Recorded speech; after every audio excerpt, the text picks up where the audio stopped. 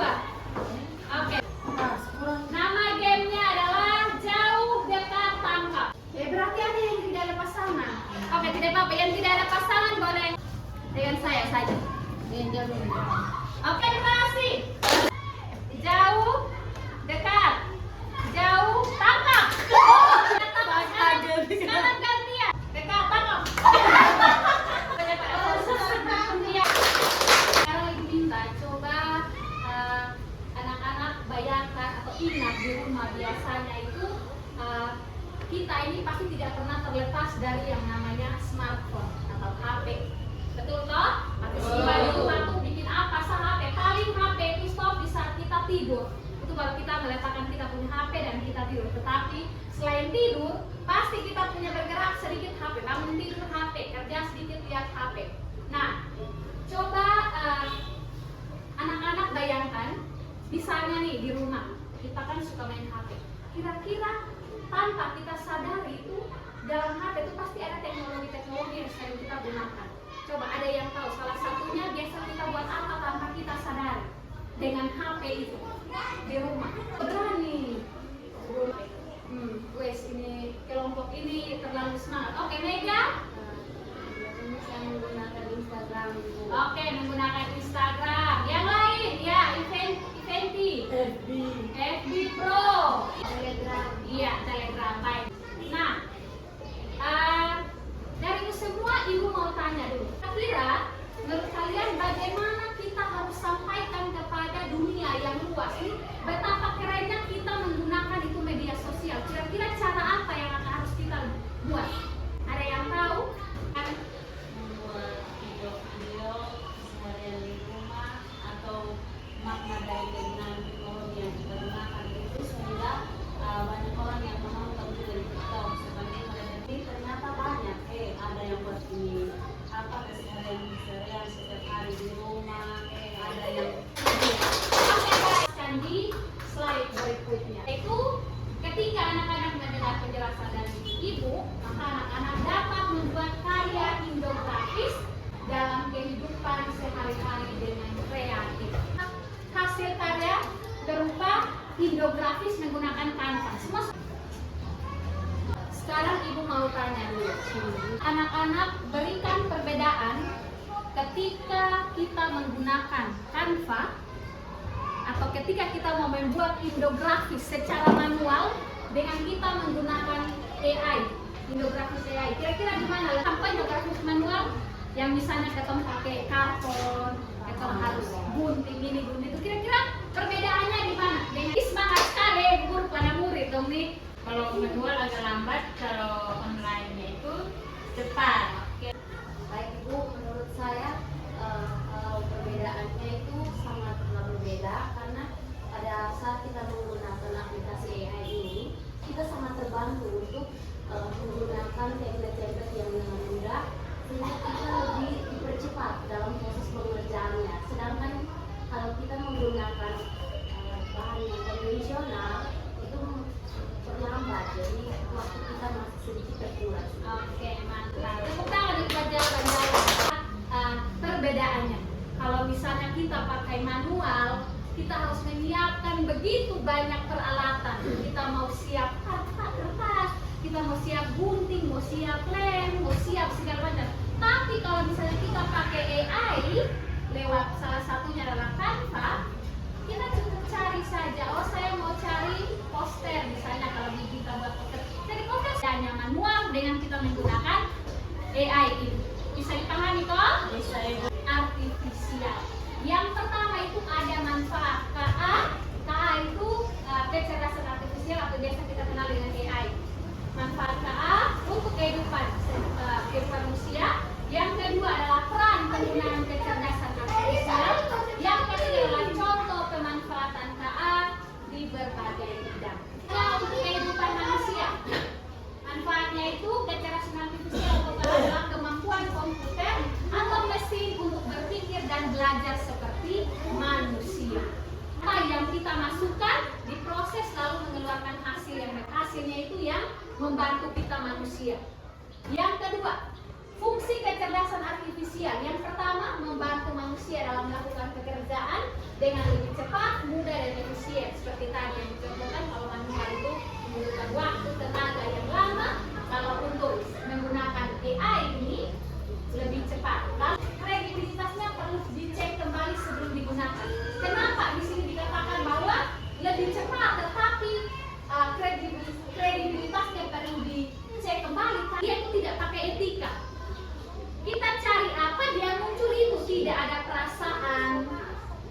dia bilang, oh ini hal baik atau ini hal buruk, dia kasih keluar semua. Nah, berbeda dengan kita kalau manusia. Kita kalau manusia kan kalau pasti pikir, oh kita pasti mau semuanya yang baik-baik. Kalau AI ini mau baik tidak baik, dia kasih keluar semua. Makanya minta kita untuk perlu cek kembali, sudah benar sesuai dengan yang kita mau atau belum. Yang tadi kalau mendengarkan lagu favorit tanpa mencari satu persatu. Jadi contoh seperti yang sudah saya kasih tahu sebelumnya, misalnya nih kita buka YouTube. Hari ini kita mau cari lagu, misalnya saya mau cari lagunya Ariel Noah. Besok ketika saya buka YouTube, saya pasti tidak akan cari lagi lagunya Ariel Noah karena sudah ada di pencarian, sudah ada. Saya klik langsung saya dengar. Nah, kita mainnya dengan komputer. Yang tadi kalau kita mau kita mengalami kesulitan, kebingungan, pasti kita menggunakan Gemini atau menggunakan ChatGPT. Itu dapat membantu kita dalam memecahkan itu kesulitan ini. Kecerdasan artifisial. Peran di sini tuh ada dua. Peran sebagai developers atau pengembang dan juga nanti sebagai user atau pengguna. Di sebentar ini kita akan tahu kira-kira kita di posisi yang mana. Kita ini di posisi pengembang atau kita ini di posisi pengguna. Hanya adalah orang-orang yang tidak hanya menggunakan kecerdasan artifisial tetapi juga mengembangkan atau menciptakan teknologi berbasis KA. Misalnya membuat program chatbot yang bisa menjawab pertanyaan secara otomatis. Pernah kan Bapak Ibu pasti pernah contoh chat dengan Meta atau belanja. Kita chat ini detik, dia langsung balas juga ini detik. Itu yang namanya chatbot. Masukan oleh si pengembang ini. Lalu yang berikut mengembangkan filter wajah di media sosial seperti filter Instagram atau TikTok. Itu disediakan oleh pengembang. Mesin cerdas mengembangkan KA sederhana, misalnya membuat aplikasi bisa menembak gambar atau suara dengan kecerdasan artifisial. User atau pengguna perannya adalah sebagian besar orang yang menggunakan KA tanpa perlu membuat atau mengembangkan teknologi itu. KA untuk membantu kegiatan sehari-hari. Contoh, menggunakan Google Translate untuk menerjemahkan bahasa, lalu menggunakan kamera ponsel dengan fitur pengen. Jadi kita tuh sebagai apa? Peran kita tuh sebagai apa? Sebagai pengembang atau sebagai pengguna? Pengguna. Fokusnya bagus, saya sudah siang, sudah 1:30, tapi masih fokus ya. Jadi kita tuh sebagai pengguna, kita yang menggunakan. Tentang contoh pemanfaatan KA di berbagai bidang. Jadi semua bidang itu KA masuk di dalam. KA bisa membantu kita dalam semua bidang. Contoh ada pendidikan, hiburan, transportasi, kesehatan, dan juga keamanan. Ya, yang pertama di bidang pendidikan. Pemanfaatan KA di bidang pendidikan yang pertama, mempermudah proses peserta didik untuk belajar seperti menemukan soal sesuai dengan tingkat kesulitan masing-masing dan dapat menghasilkan teks menjadi suara dan sebaliknya memberikan terjemahan otomatis. Ada ruang guru, ada Google Classroom, ada Canva, ada apa lagi yang biasa kita pakai dalam dunia pendidikan? ChatGPT, apa lagi? Ketika kita mau kasih evaluasi ulangan, kita bisa pakai apa? Ulangan, quizzes, apa lagi? Kahoot dan segala macamnya. Kenapa saya tanya banyak di bidang pendidikan? Karena kita semua ini di bidang pendidikan. Yang berikut adalah bidang transportasi. Membantu diantaranya itu menemukan rute tercepat untuk perjalanan, memberikan informasi tentang kemacetan, kondisi cuaca di jalan, dan mobil pintar tanpa pengemudi atau yang setir sendiri, yang biasa dikenal dengan mobil tanpa pengemudi, mobil cerdas. Ada ojek online, ada Google Maps, ada kita punya yang cuaca tuh perkiraan cuaca. Itu juga di bagian transportasi. Misalnya kita belum sampai besok kita sudah tahu kalau besok tuh dia punya cuaca tuh bagaimana, keamanan. Yaitu proses KA membantu dalam bidang keamanan, yaitu membantu membuka kunci ponsel dengan pengenalan wajah atau face unlock atau kamera keamanan yang bisa mengendalikan yang di bidang keamanan. video, film, atau lagu berdasarkan kesukaan pengguna, membantu membuat filter wajah di aplikasi media sosial seperti Instagram, TikTok dengan teknologi KA digunakan untuk mengenal. Ada Netflix, ada Spotify, ada TikTok, ada YouTube, dan berbagai macam. Yang berikut adalah bidang kesehatan. Itu membantu kita untuk mendeteksi penyakit lebih cepat melalui analisis gambar medis, memberikan saran kesehatan berdasarkan gejala yang dimasukkan ke aplikasi, dan mengingatkan jadwal minum obat melalui aplikasi. Ini ada yang sudah karena menggunakan di aplikasi kok? Oh, ada yang sudah, ada yang belum. Saya juga belum. Tapi yang biasa saya di HP ada tuh misalnya kita punya pergerakan setiap hari itu berapa langkah tuh jalan mungkin sudah jarak 3 kilo, maka disitu dia kasih tahu 3 kilo berapa kalori. Apalagi kita adalah guru harus buat hal-hal yang kreatif supaya pembelajaran bisa menyenangkan, menarik, dan anak-anak bisa punya perhatian. Maka ini kita gunakan ini semua. Karena benar kalau kita hanya menggunakan metode ceramah setiap hari, atau kita mau hanya menggunakan kapan ada gunting dong, akan menghabiskan waktu dengan gunting, belum lagi dong bermain. Oke, yang berikut Ibu sudah jelaskan panjang-panjang. Sekarang Ibu mau kasih tugas. Tugasnya itu Ibu minta poster sederhana dengan tema menjaga lingkungan. Coba Ibu minta buat. Ini di sini Ibu sudah ada dia punya langkah. Langkah-langkahnya pertama login dulu di Canva menggunakan akun belajar aja. Langsung buka Canva, lalu coba buatkan, pilihkan template infografis, lalu ketik poster pada kolom pencaharian. Coba Ibu sudah ngomong. Bagaimana anak sudah selesai? Sudah Ibu. Kalau begitu Ibu minta coba terkelompok maju ke depan supaya presentasikan. Ayo silakan maju.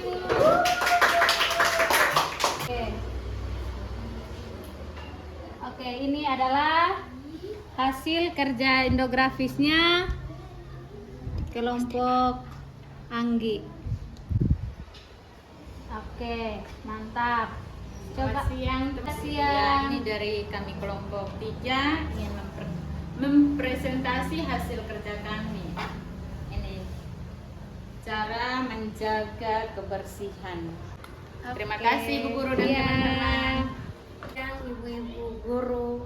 Jadi di sini kami akan memperlihatkan hasil kerja kami, yaitu infografis tentang kebersihan lingkungan. Tepuk tangan dulu buat teman-teman yang sudah maju presentasi ya. Jadi sudah bisa dipahami ya. Jadi itu adalah manfaat dari kecerdasan artifisial di bidang pendidikan adalah kita membuat salah satu contoh infografis yaitu membuat poster di Canva. Oke, silakan duduk. Terima kasih. Pintar-pintar. Dua orang. Ya bisa jadi dan tidak. Oke, sudah. Jadi sekarang Medi sebut. Oke, pegang.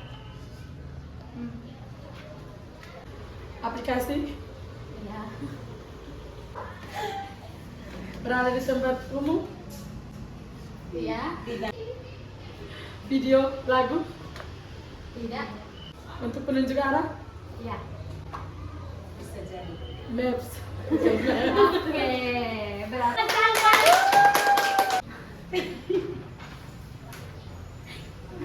ya untuk ini edit nonton ya YouTube.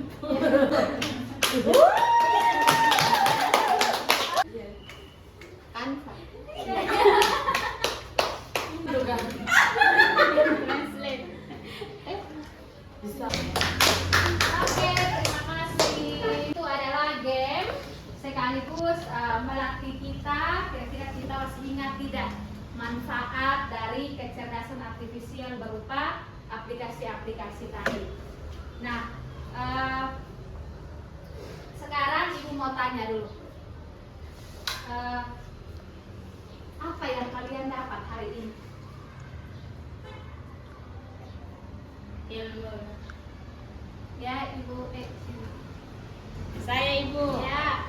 Ya, saya mendapat ilmu pembelajaran dari ibu guru, cara mencari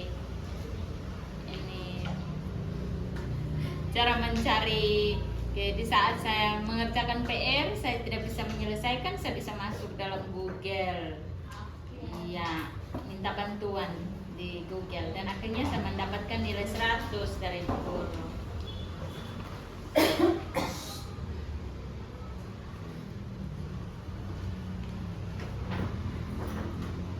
Baik, tepuk tangan dulu buat